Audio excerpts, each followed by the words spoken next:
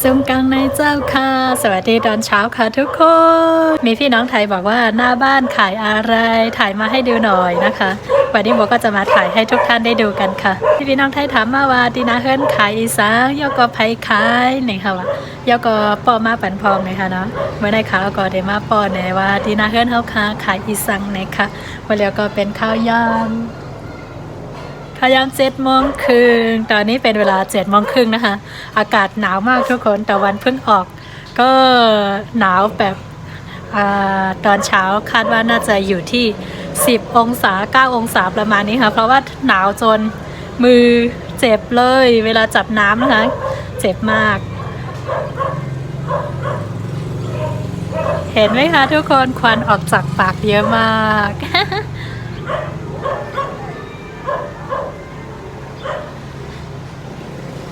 หนาวมากงั้นไปดูกันเลยค่ะว่าหน้าบ้านขายอะไรกันด้วยซ้ำกันค่ะว่านาเฮิรนขายอีสังตอนเช้าก็จะมีตลาดมาขายถึงหน้าบ้านเลยนะคะหนาวจนต้องทำแบบนี้ กลางในก็ไม่กัดหวานว่าขายถึงนาเฮิรนอยู่ไหนคะก็จะมีมอไซค์แล้วก็เดินมาบ้างนะคะลูกเป้งสามารถอ๋อลูกเป้งสามารถอันนั้นเป็นมันเหลียงอันน่ะคือมอเตอร์ไซค์นี้นะคะจะไปขายตามซอยต่างๆนะคะไปเหมามาตั้งแต่ตี 2เลยค่ะเสียงเยี่ยมอยู่ในรถส่วนพี่สาวขายก๋วยเตี๋ยวหน้าบ้านขายอะไรนะคะก็คือขายข้าวซอยข้าวเซนโถฟูนี่หนาวจนต้องทำแบบนี้นางอูมาซื้อยังค่ะมาซื้อข้าวซอยไตมาซื้อข้าวซอยไตเห็นซอกมือเหรอคะหนูซอกมือค่ะมาซื้อข้าวซอยไตก็คือมีห่อกลับบ้านแล้วก็มีทานที่นี่ด้วยนะคะตอนนี้คนเริ่มห่างแล้วนะคะเมื่อกี้คนเยอะปกติคนจะเยอะทุกเช้าเลยตอนนี้พี่สาวกำลังทำข้าวเส้นก็คือขนมจีนค่ะเดี๋ยวโมจะทานข้าวซอยนะคะ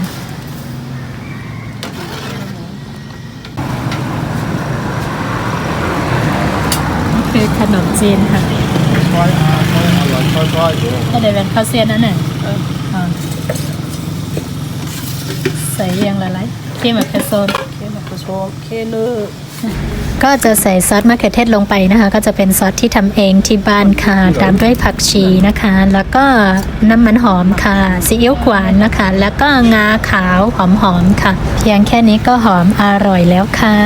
นี่ทุกคนอร่อยมากค่ะนี่คือขนมจีนใหญ่ๆนะคะจะหอมแบบหอมมากหอมงาตอนนี้โอ้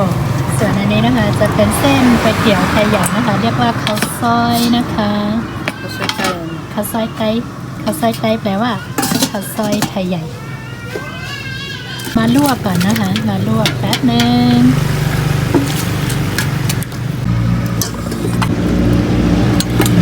ข้าข้ามใส่หญ้า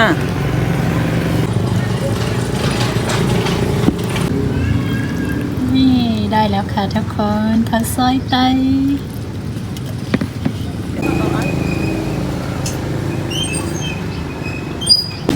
ตอนเช้าหนาวๆนะคะก็จะมานั่งทานกันแบบนี้ค่ะ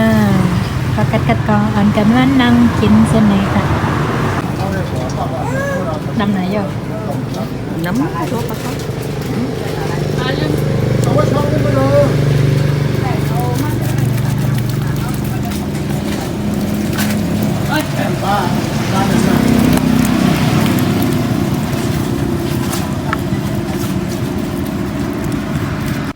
ส่วนนี้นะคะเรียกว่าข้าวซอยลอโถฟูนะคะก็คือข้าวซอยจะเป็นเส้นก๋วยเตี๋ยวแล้วก็มาผสมกับโถฟูที่ทำจากแป้งถั่วกะละแปนะคะแล้วก็แบบนี้คือเป็นอาหารช่วงอาหารเช้าที่ขายดีมากในฤดูหนาวค่ะจริงๆทำไมถึงเอาเส้นมาผสมในนี้นะคะก็คือเวลาเส้นนะคะมาอยู่ในโถฟูนะคะเส้นก็จะนุ่มตามอัตโนมัติเลยค่ะทุกคนเพราะว่าในโถฟูจะร้อนมากค่ะเมนูนี้นะคะก็จะขายดีมากในช่วงเช้านะคะไม่ถึง 8 โมงนะคะก็จะหมดก่อนเลยค่ะเสร็จแล้วนะคะใส่ผักชีลงไปค่ะแล้วก็น้ำมันหอมถั่วลิสงนะคะแล้วก็ซีอิ๊วหวานค่ะ อนนี้เดี๋ยวเรามาทานข้าวซอยลอดโถพูนะคะหน้าตาก็จะประมาณนี้ค่ะกินข้าวซอยลอดโถพูเอาได้กินลูก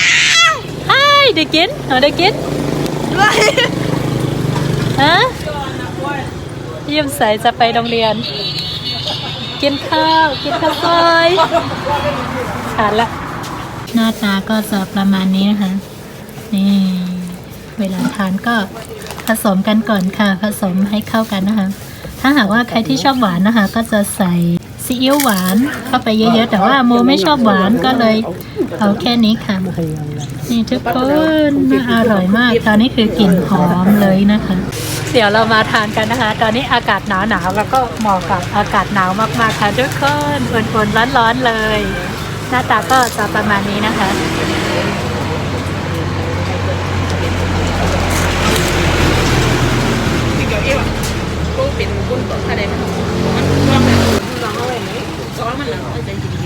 อร่อยมาก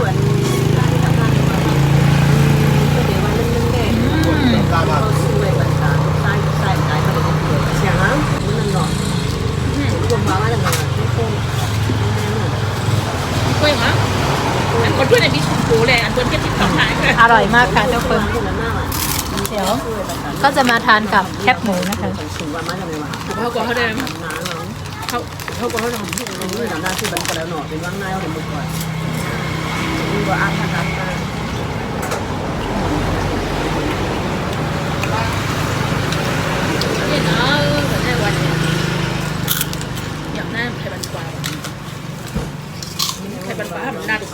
อร่อยมากหักแล้วมันเดี๋ยวมันหวานไปนี่คือแคบหมูนะคะ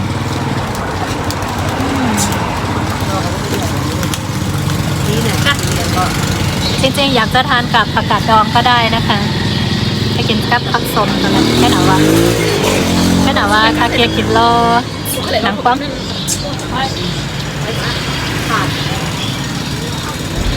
ราคาข้าวซอยโถพูนะคะทุกอย่างเลยนะคะร้านนี้ก็จะเริ่มต้นเพียงแค่10 บาทค่ะถ้าเทียบกับเงินไทยนะคะแต่ว่าที่นี่จะใช้เงินจัดค่ะก็เลยถ้าหากว่าเป็นเงินพม่าก็จะเป็น 1,000 จัดนะคะถ้าหากว่าถ้วยใหญ่หน่อยก็จะ 1,500 จัดค่ะตกเงินไทยประมาณถ้วยละ10 บาทนะคะหรือ12 บาทประมาณนี้เองค่ะอร่อยจนโมต้องต่ออีกถ้วยเลยนะคะคราวนี้โมก็จะมาทานข้าวซอยไตนะคะข้าวซอยไตก็จะเป็นก๋วยเตี๋ยวไทยใหญ่ค่ะก่อนอื่นเลยนะคะก็นำมาลวกก่อนนะคะให้เส้นมันเหนียวนุ่มนะคะแล้วก็ใส่ซอสมะเขือเทศใส่ไก่หรือหมูนะคะแล้วกระเทียมเจียวซีอิ๊วหวานนะคะแล้วก็น้ำจางและก็เติมน้ำร้อนลงไปเลยค่ะเย็นทางลิ้นเป็นเย็นเซงข้าวซอยสีเซงสีเซงของหวานก่อนทานก็เหมือนเดิมค่ะคนให้เข้ากันนี่ค่ะ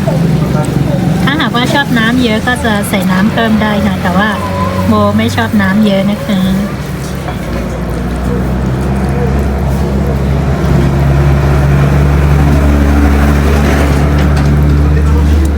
ใบเขียวๆคืออะไรก็คือใบถั่วลันเตายอดถั่วลันเตานะคะแค่นี้ค่ะทุกคนใครชอบแคบหมูก็จะใส่แคบหมูลงไปเลยค่ะ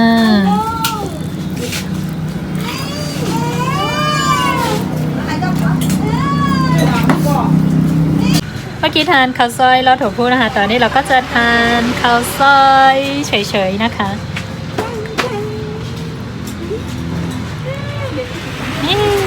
ร้อนๆเหมาะกับอากาศหนาวอีกแล้ว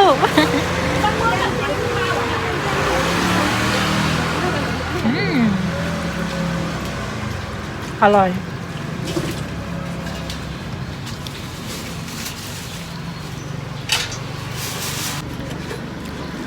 ทานด้วยกันค่ะกินซ้ำกันค่ะหวาน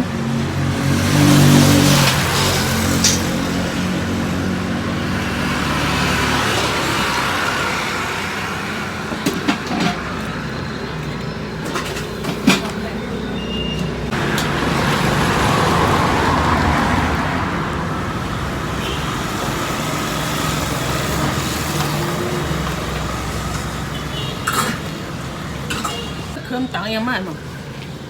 ขึ้นหนังโอ้ยเขาอ่ะ จริงๆแล้วข้าวซอยของไทยใหญ่นะคะ ก็คือจะทานกับผักกาดดองก็ได้ค่ะรสชาติจะออกแบบเส้นนะคะ จะเหนียวนุ่มมากแล้วก็หอมมะเขือเทศนะคะ แล้วหอมผักชีถ้าหากว่าหอมกระพริกไทยอร่อย บอกไม่ถูกรสทราบแต่ว่าอร่อยค่ะ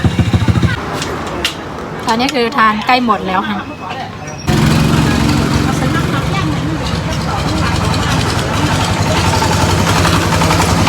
หน้าบ้านก็จะขายประมาณนี้ค่ะทุกคนนาเพื่อนเขาก็ได้ขายเส้นไหนคะเนาะข้าวซอยโถฟูข้าวเส้นมีกุมเมียวค่ะ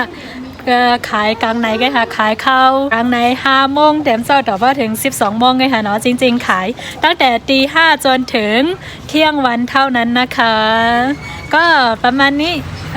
ช่วงนี้ก็อากาศหนาวก็จะมีคนมานั่งทานเยอะหน่อยค่ะตอนเช้าส่วนมากก็จะทานเป็นอาหารเช้านะคะห้ามน้ำก็จะเป็นนั่งกินกลางในเจ้าหน่อยค่ะเนาะเมื่อไหร่ก็เอาเจนเอาในมาฝากพี่น้องเขาใกล้ค่ะวันนี้ก็พอแค่นี้นะคะเจอกันใหม่ในวิดีโอหน้าค่ะจะไปพบกันใหม่ในวิดีโอหน้าค่ะ